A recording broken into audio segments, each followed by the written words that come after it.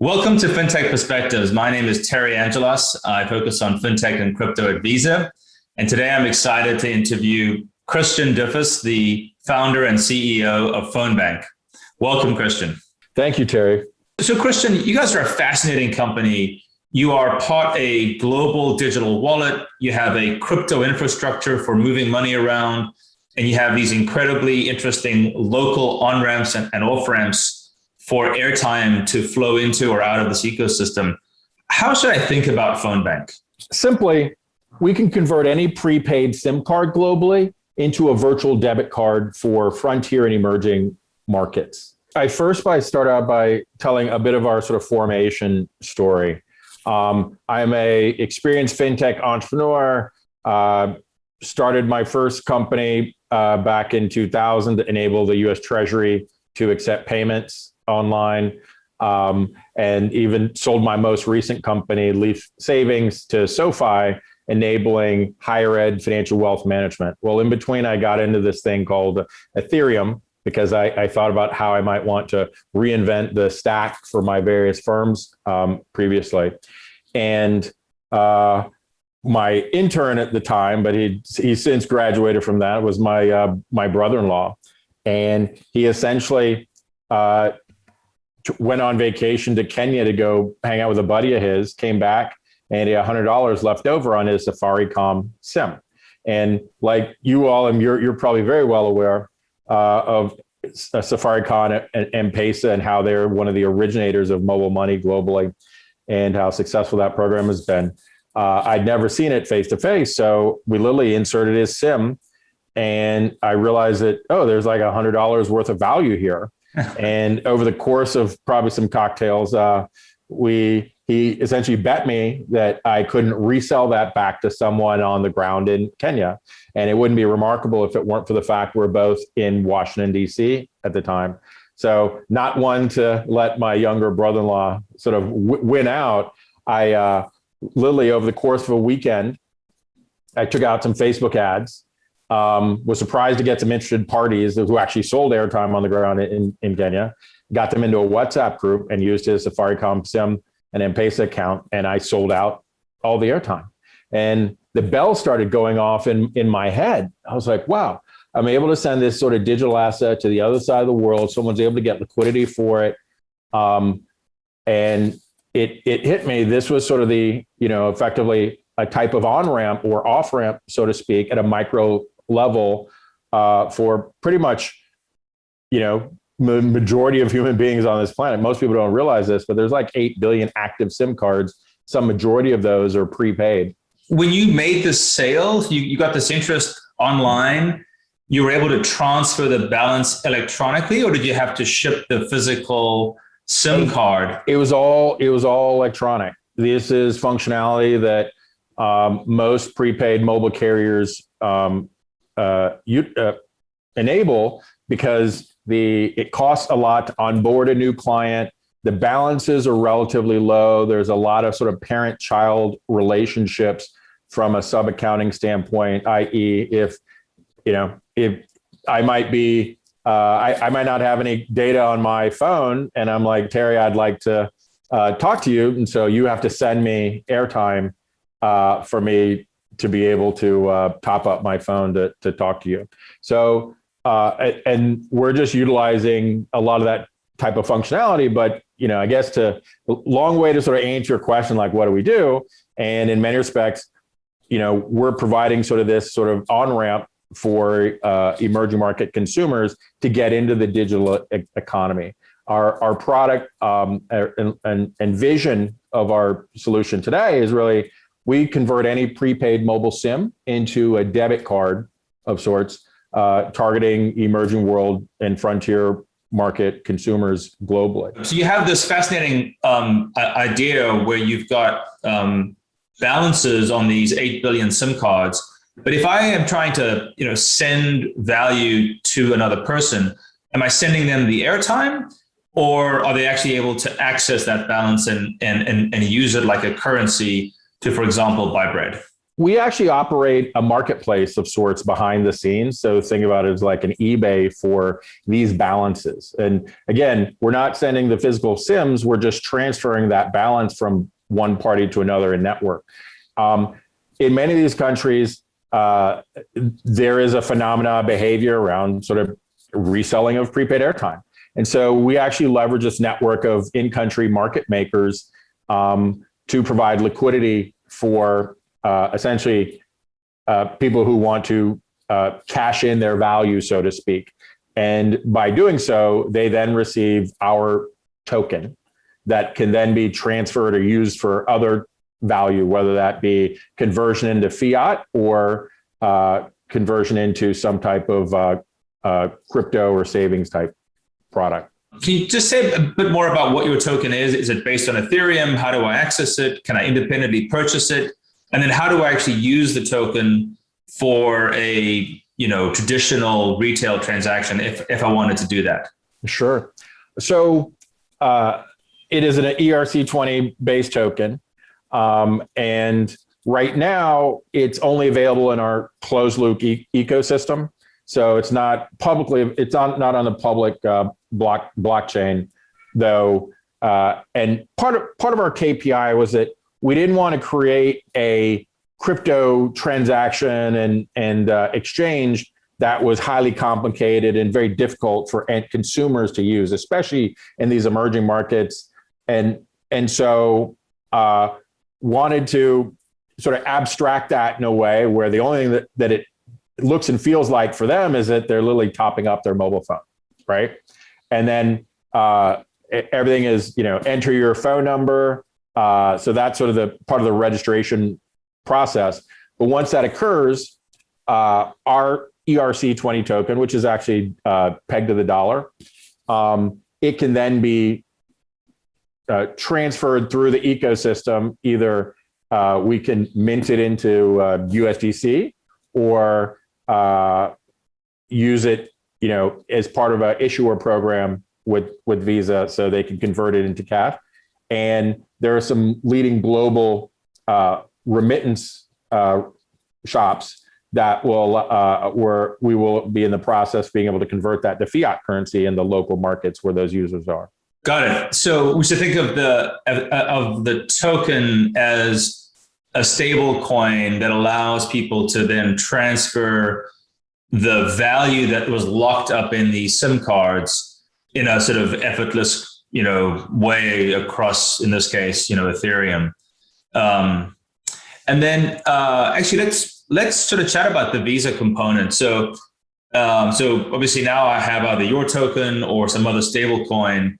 How are you working or planning to work with Visa to enable a user to now go and actually purchase something in a store, which ultimately would be the end of that entire cycle? I assume at the end of the day, your $100 that came back from your brother-in-law's trip, you eventually spent on something. So that's correct. Would be great to hear how that happens today with Visa. Sure. So, we're still in process with some of the issuing partners, but our vision is ultimately to be able to take that value and either through USDC settle it such that we can issue like a debit card. And from a use case standpoint, we deal with micro and small businesses who, whether it's they want to pay for a website or they want to pay for Netflix or a game, or buy a new smartphone, we enable that type of digital e-commerce from wherever that value started in the world. And then additionally, we're also talking to traditional issuers, or, and programs like Visa Direct, so that we can settle it into a bank account. Got it.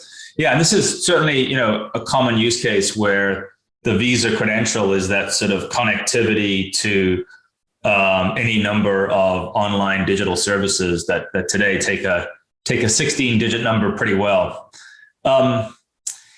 Maybe if I could, to take a step back, how much value is estimated to be locked up in this ecosystem today? And I sort of think back to when we were working on gift cards earlier in my career at Visa, there was over $100 billion that was locked up in these cards every year.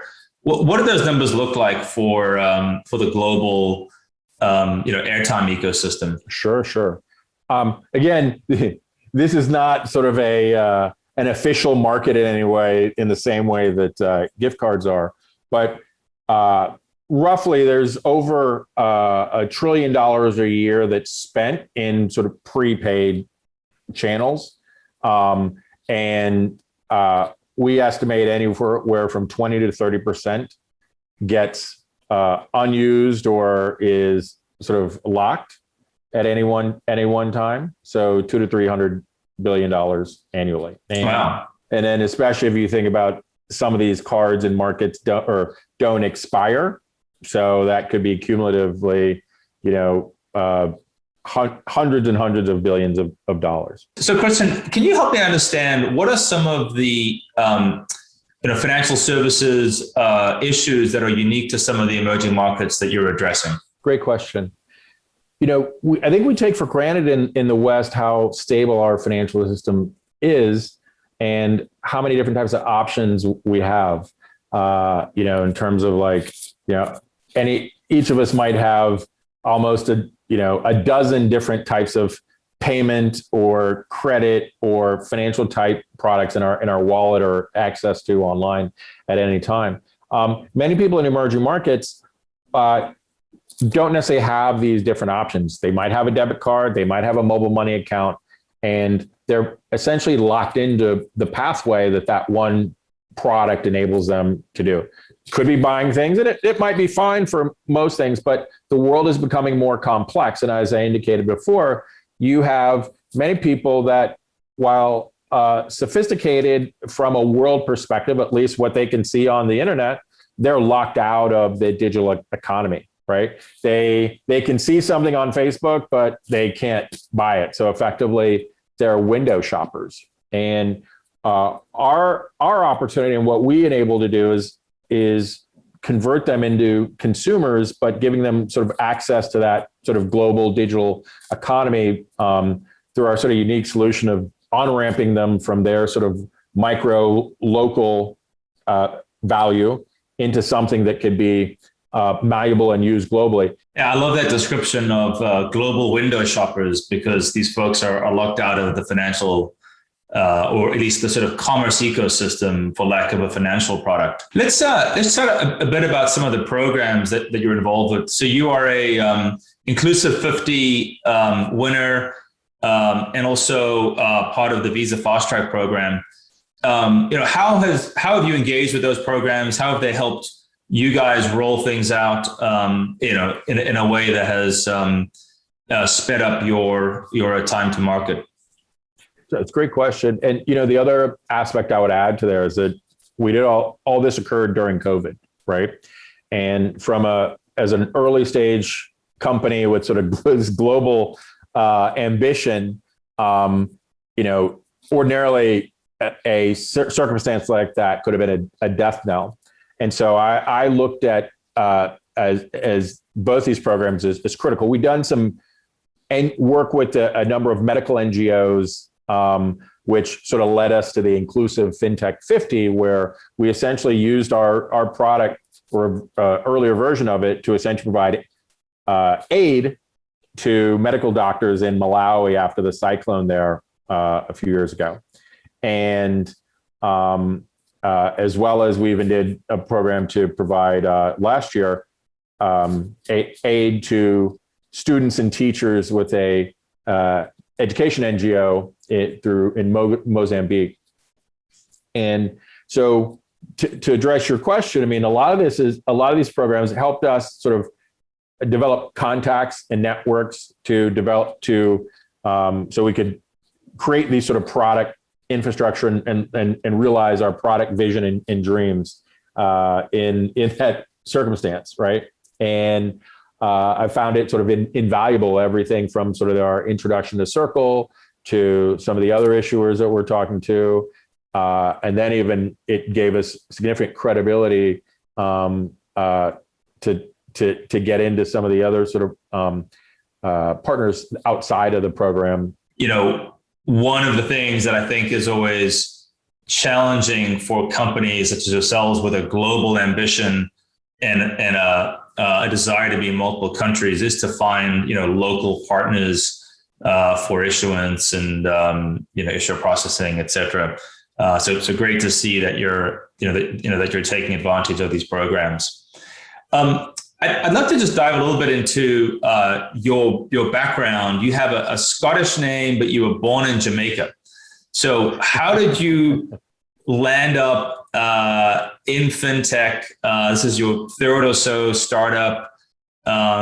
Just a little bit of that backstory would be sure. So I'm actually my parents are engineers, met at Purdue University. And my dad ended up getting after he graduated with his MBA, economist position with Exxon or Esso down in the Caribbean in Jamaica, where he's from. And fast forward, I've always been very interested. I wanted to become an architect, and my dad ended up getting his PhD in business. And I remember him trying to dissuade me one day, and short or long is I ended up majoring in business and studying finance because I had that similar type fascination when I realized that finance was very similar to being sort of an architect of a business. And the .com boom came on, and I saw young professionals like us at the time come through when I was an investment banker at Goldman Sachs, and we were very much part of that economy then. And I was like, I want to be just like them when I grow up. And so fast forward, when these sort of opportunities and circumstances came up for my first company, I was like, wow, this is amazing. I never realized how the elegant, essentially creating these plans and this piping, so to speak, to move money globally is. And in many respects, that's what's sort of continuing to drive me today, especially with this sort of social or impact bent, is around, removing barriers of access with financial technology, right? And enabling, more people. Less friction creates more access. Let's switch gears a little bit. We have a couple of lightning round questions for you, which we sort of do on every interview. So first one is, what is something that is just misunderstood in your market? I think a lot of it revolves around the lack of sophistication of our end users, right? And having grown up in Jamaica, and you probably in South Africa, I understand that, just because I had this opportunity doesn't mean that, our equivalent or younger, especially the newer generation, don't have access to the types of digital tools that are commonly available today, even though it's on their mobile phone. They see what's going on in the rest of the world, right? They've been educated in, Western English style academic programs on some basis. They speak English, and so people they can price compare. They can be sophisticated about some of their procurement, purchasing habits and behaviors. Though they may not be our choices, but these are sophisticated sort of decisions that are being made every day. So I think that just the sheer amount of sophistication, of the markets and what they see as opportunity, I think is misunderstood. Yeah, I think there's a big opportunity there for entrepreneurs. I think realize that.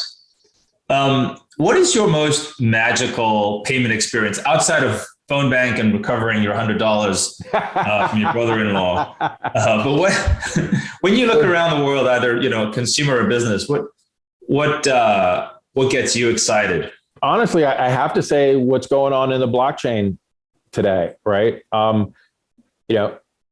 It's great to see Bitcoin or Ethereum, whatever the price is day to day. But I remember when I set up my first wallet and I purchased my first Bitcoin actually through an ATM near an old office of mine. And because you couldn't buy Ethereum with a credit card or any type of traditional payment rail at the time. And entering in, the QR code and key into that wallet and seeing the value. I think it was, I literally liken it back to my first experience when I purchased something online at Amazon that many decades ago. And I think I called up the customer service center to see, hey, did you get my order? Is it coming? So, and I did all those similar types of checks of the wallet. I'd refresh to see if the balances showed up. So yeah, and the rest is sort of history. I've been following and amazed, and in many respects, I think for a lot of us, especially to been part of this revolution over the past few decades, that there is some magic to it, especially if you are coming at it now. So why don't we wrap up with, Christian, what advice would you give to other fintech founders who are just starting on this journey? Great question. When people ask me like what I do, I tell them I'm like a plumber, right? You have to build these pipes, to make sure that the water gets out. Or well, the same is true for fintech and architecting your business and business model, right? You don't want to burn the candle at both ends by reinventing the wheel, or a lot of these systems are already in place, and you want to essentially build your piping to the right set of system to enact your application. And so, there's a landscape out there. I'd say do your homework on, who owns and operates what pipes and how can they be accessible to you. That's a great description of a fintech founder as a plumber, which I guess makes Visa the aqueduct system or something that everyone sort of connects to. Well, thank you very much for joining us today. It was a pleasure to have you on Fintech Perspectives, and we're incredibly excited about what you're doing. Good luck. Same here. Thank you, Terry.